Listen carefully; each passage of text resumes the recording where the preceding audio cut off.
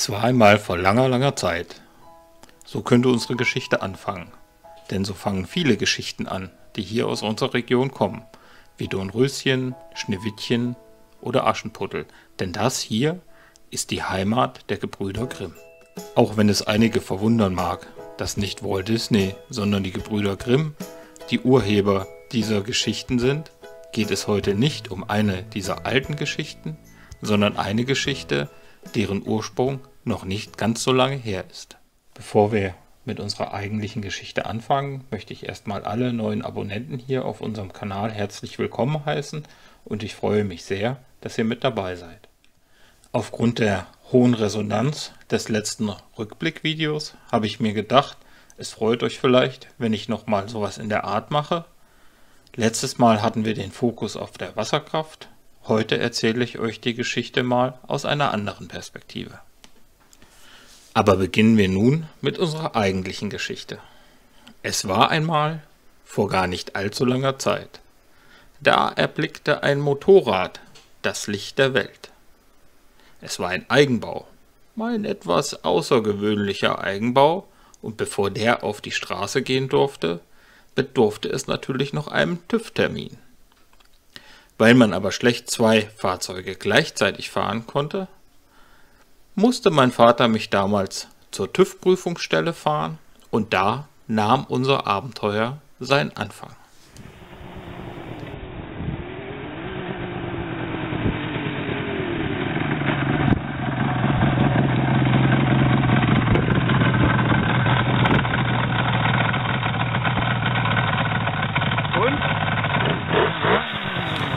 Junge, ich habe eine schöne alte Wassermühle für dich gefunden. Sowas wolltet ihr doch schon immer haben, hat mein Vater zu mir gesagt.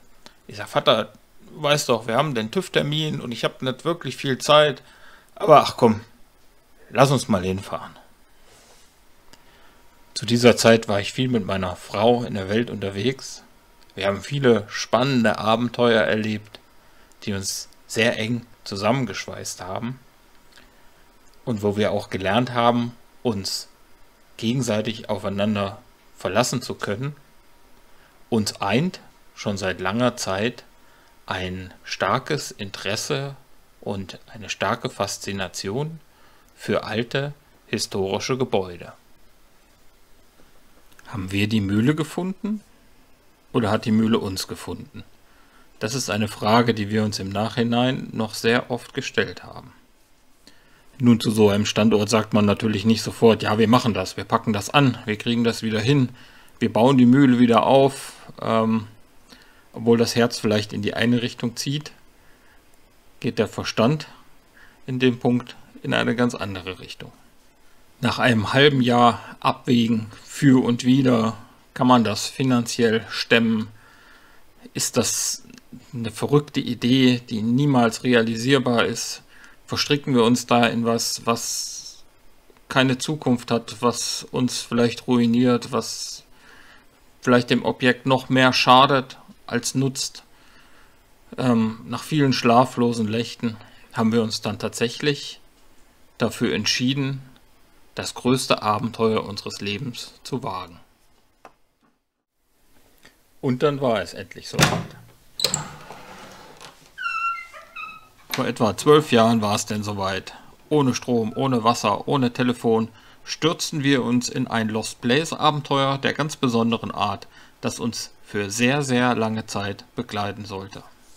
Ja, dadurch, dass wir auch ein paar Jahre in der Stadt gewohnt haben, ist uns auch so ein bisschen bewusst geworden, dass wir tatsächlich doch eher aufs Land gehören und hier für uns einfach viel mehr Vorteile sehen. Es gibt ja verschiedene Arten von Menschen, Freunde von uns, die auch mit uns auf dem Land groß geworden sind, sind dann aber später doch in die Stadt gezogen, sei es, weil sie beruflich sich dorthin orientiert haben oder aber auch, weil sie einfach das Stadtleben für sich genießen und die Vorteile für sich nutzen. Wir sind aber beide einfach total naturverbunden und haben deswegen für uns einfach beschlossen, dass hier für uns der richtige Ort ist. Ja, wie ist das in so eine Ruine einzuziehen? Kalt. Vor allen Dingen im Winter. Die ersten Winter, die sind hier gleich mit minus 14, minus 17, minus 20 Grad zur Buche geschlagen. Und Ja, wir hatten das Objekt jetzt gekauft und jetzt hieß es natürlich auch Baufortschritte machen. Getreu dem Motto meines Vaters, Junge, lass Maschinen für dich arbeiten, habe ich mein damaliges Auto gegen einen Nissan Navara, einen Dumper Varan, einen Schäf Mobilbagger und einen Baukran eingetauscht. Getreu dem Motto, bleib locker, alles halb so wild, es könnte schlimmer kommen, blieb ich locker und es kam schlimmer. Als der Winter uns aus seinem eisigen Griff entließ, hatte das Wasser nichts Besseres zu tun, als von dem festen in den flüssigen Aggregatzustand zu wechseln und dem Urftal runtergedonnert zu kommen. Unsere Mühle war natürlich auf diese Menge an Wasser überhaupt nicht vorbereitet und hat das getan, was alle Mühlen in diesem Fall tun. Sie ist abgesoffen. Das hat uns einen Feuerwehreinsatz beschert. Zum Glück hat uns die Feuerwehr geholfen, die Mühle zu sichern, indem sie die ganze Nacht Sandsäcke geschleppt haben. Und wir haben uns dadurch natürlich auch die gute Laune nicht verderben lassen. Die Winter kamen, die Winter gingen. Und nach 2 Jahren war es dann endlich soweit. Die Wasserkraftanlage konnte dank vieler fleißiger Helfer endlich in Betrieb gehen. Los, weiter! Ich denke, wir sollen anhalten. Nein, Die Anlage mal einschalten. das bringt nichts. Die Erregung killt die 2. Meinst du? Ist mir egal, probier's doch mal. Ich mach mal die Anlage an. Warte mal. Und ich mach mal das Wasser an. Jo, das sieht doch aus. Das erste Etappenziel war erreicht. Die Wasserkraftanlage konnte in Betrieb gehen und konnte uns regenerativen Strom für die weiteren Baumaßnahmen liefern.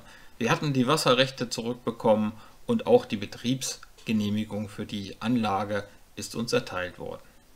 Trotz alledem mussten noch weitere Infrastrukturmaßnahmen durchgeführt werden. Strom hatten wir jetzt zur Verfügung.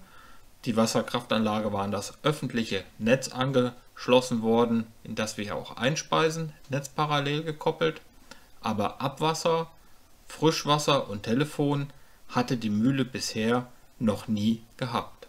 Wir mussten von der Straße, die 65 Meter von dem eigentlichen Mühlengebäude entfernt ist, einen bis zu 3 Meter tiefen Graben ausheben, in dem wir dann ein Abwasserrohr, ein Frischwasserrohr, ein Leerrohr und ein Glasfaserkabel verlegt haben. Ja, wie viel so eine Infrastruktur wert ist, das weiß man dann erst, wenn man sie wieder hat. Bauzustand bis dato war natürlich ein Plumpsklo draußen. Das ist natürlich im November nicht immer so schön und im Dezember, wenn man dann nachts rausgehen muss. Da weiß man es zu schätzen, wenn man wieder so ein bisschen Komfort zurückholen kann. Wir haben uns ein provisorisches Bad eingerichtet und konnten uns dann endlich an die Renovierung der Wohnräume machen, die wir natürlich mit Holz beheizt haben zu dieser Zeit. Aber wir hatten endlich wieder ein richtig schönes, gemütliches Zuhause. So, nachdem wir der Mühle nach vielen 100 Jahren Existenz ein funktionierendes Wasserklo Indoor verpasst hatten und auch einigermaßen intakte Wohnräume für uns, konnten wir uns anderen Projekten widmen. Der alte Küchenanbau, den wir eigentlich abreißen wollten, wurde kurzerhand zum Freisitz und zur Außenküche umfunktioniert. Die Außenküche hat dann noch einen schönen Pizzaofen bekommen, den ich selbst gebaut habe, und die Baustoffbeschaffung, die war wie immer abenteuerlich, denn Baumarkt kann ja jeder.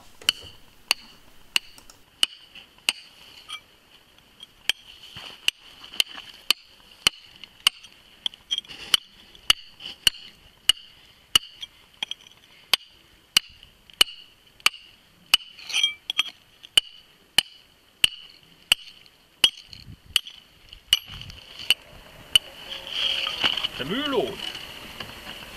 2 Stunden Sandsteine klopfen und die Bude ist voll.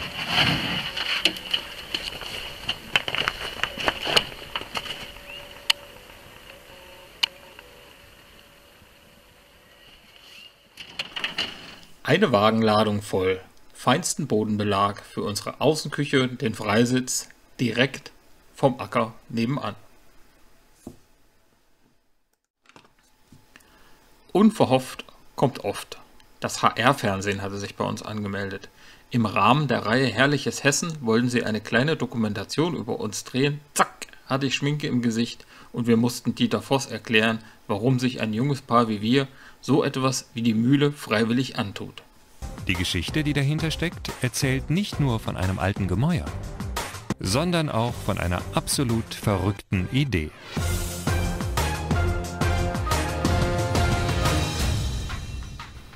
Um Himmels Willen, Herr Hublitz, tun Sie sich das um Himmels Willen nicht an. Manche Gebäude sind nicht erhaltenswert. Die müssen abgerissen werden. Das war der Rat von unserem Denkmalschutzbeauftragten, als wir über das stark verfallene Nebengebäude gesprochen haben, das meine Frau und ich in das Zentrum der Sanierung rücken wollten, da wir es für eine gute Idee hielten, während wir im Haupthaus wohnten, das Nebenhaus zu sanieren, dann, wenn wir das Haupthaus sanieren wollten, in das Nebenhaus zu ziehen und dann in aller Ruhe das Haupthaus zu sanieren. Nun, es wäre nicht wir, wenn wir uns davon hätten beirren lassen. Wir haben das Nebengebäude von der Bodenplatte bis in die Dachspitze saniert. Wir haben es energetisch saniert. Wir haben eine Niedertemperatur-Wandheizung eingebaut, mit Holzweichfaser gedämmt, mit Lehm verputzt und haben in dem Nebengebäude eine feine neue Heimat gefunden, in die wir einziehen konnten und jetzt in aller Ruhe das Haupthaus sanieren können.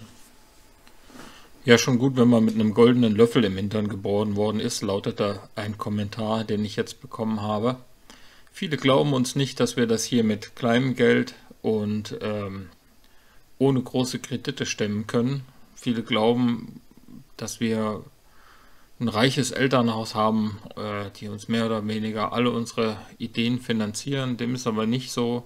Als wir angefangen haben mit dem Projekt, hat meine Frau noch studiert und ich war gerade fertig mit meiner Technikerausbildung, neu im Job und wir waren wirklich alles andere als finanziell gut aufgestellt. Was wir gemacht haben, sind einfach alle Investitionen nach und nach, so wie wir sie leisten konnten und eben auch sehen, dass wir möglichst strategisch investieren.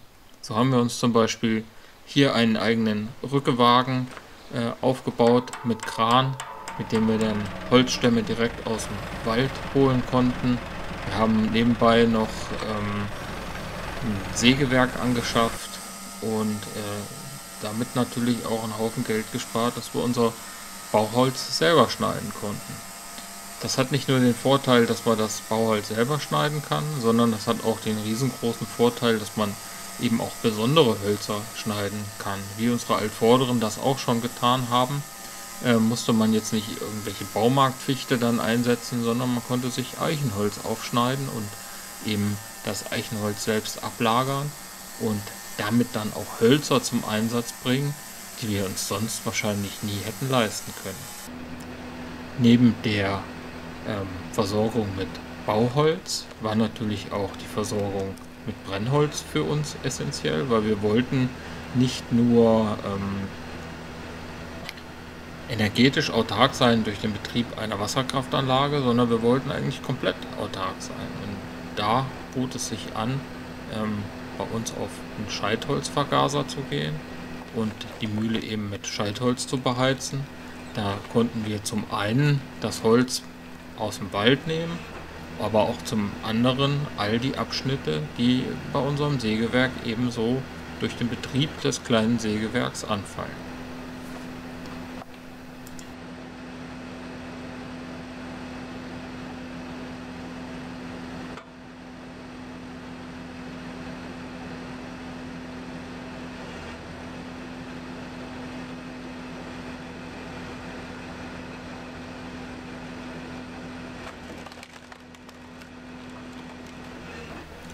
Neben der Versorgung mit Brennholz ist für uns auch die Selbstversorgung mit Lebensmitteln immer weiter in den Fokus gerückt.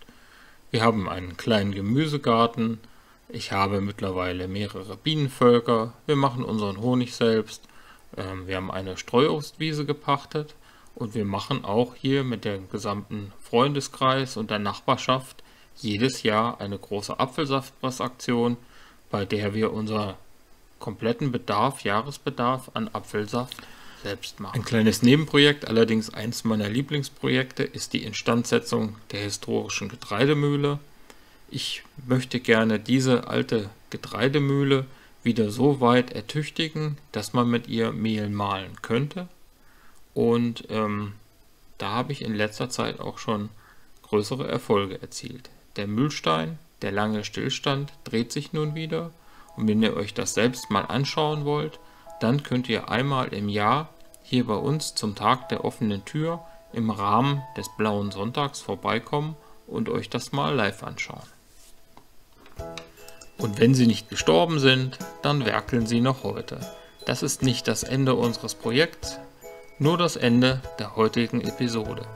Nächsten Samstag gibt es eine neue Folge, da werden wir wahrscheinlich Holzweichfaserplatten an die Wand machen. Wenn euch interessiert, wie es hier weitergeht, dann würden wir uns freuen, wenn ihr wieder zurück zu unserem Kanal kommen würdet. Lasst uns ein Abo und ein Like da. Habt eine schöne Zeit, passt auf euch auf. Bis dahin, macht's gut. Tschüss.